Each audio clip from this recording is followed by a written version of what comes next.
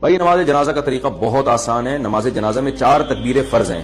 یعنی اگر کسی کو کچھ بھی نہ آتا ہو جنازے میں، امام نے جب اللہ اکبر کہا تو یہ بھی اللہ اکبر کہے، امام نے جب دوسری دفعہ اللہ اکبر کہا تو یہ بھی اللہ اکبر کہے، جب امام نے تیسری دفعہ اللہ اکبر کہا تو یہ تیسری دفعہ کہے، امام جب چوتھی مرتبہ اللہ اکبر کہے تو یہ چوتھی مرتبہ اللہ اکبر کہہ دے، اور امام جب سلام پھیرے تو یہ بھی سلام پھیر دے، تو یہ جنازہ ہو گیا. چاہے کوئی بھی دعا نہ پڑھی جائے، فرض ادا ہو جاتا ہے. البتہ طریقہ یہ نہیں ہے، مسنون طریقے پر جنازہ پڑھنا چاہیے. مسنون طریقہ یہ ہے کہ پہلی تکبیر کے بعد آپ ثنا پڑھیں، یعنی سبحانک اللہم و بحمدک وتبارک اسمک وتعالی جدک ولا الہ غیرک. اس میں بعض لوگ الفاظ بڑھاتے ہیں وجل ثناؤک.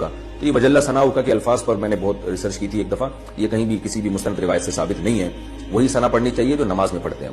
اس کے بعد درود شریف ہے، وہی درود شریف جو درود ابراہیم دوسری تکبیر کے بعد آپ پڑھ لیں. تیسری تکبیر کے بعد آپ دعا پڑھ لیں. ایک مشہور دعا ہے اللہم اغفر لحینا ومیتنا وشاہدنا وغائبنا، یہ والی مشہور دعا بھی پڑھ سکتے ہیں. اس کے علاوہ بھی حدیث میں بہت ساری دعائیں آئی ہیں، ہم لوگ ایک ہی کو پکڑ کے بیٹھ گئے. بہت ساری دعائیں، بڑی اچھی اچھی دعائیں، تو کم از کم 2-4 دعائیں تو وہ یاد کر لینی چاہیے. تو وہ دعائیں بھی میت کے لیے پڑھنی چاہیے.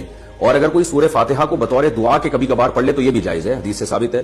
یہی احناف کا اور دوسرے ائمہ کا اختلاف ہے. وہ سورہ فاتحہ کو نماز جنازہ میں لازم سمجھتے ہیں اور بطور قرات کے سمجھتے ہیں، جبکہ نماز جنازہ تو ایک محض دعا ہے. اس کا وہ ارکان نہیں ہے جو نماز میں جس طرح سے دوسرے ارکان ہوتے ہیں، رکوع سجدہ، یہ چیزیں نہیں ہیں. تو اس طرح اس میں سورہ فاتحہ بطور دعا کے پڑھی جا سکتی ہے، بطور تلاوت کے، بطور قرات کے نہیں پڑھی جا سکتی.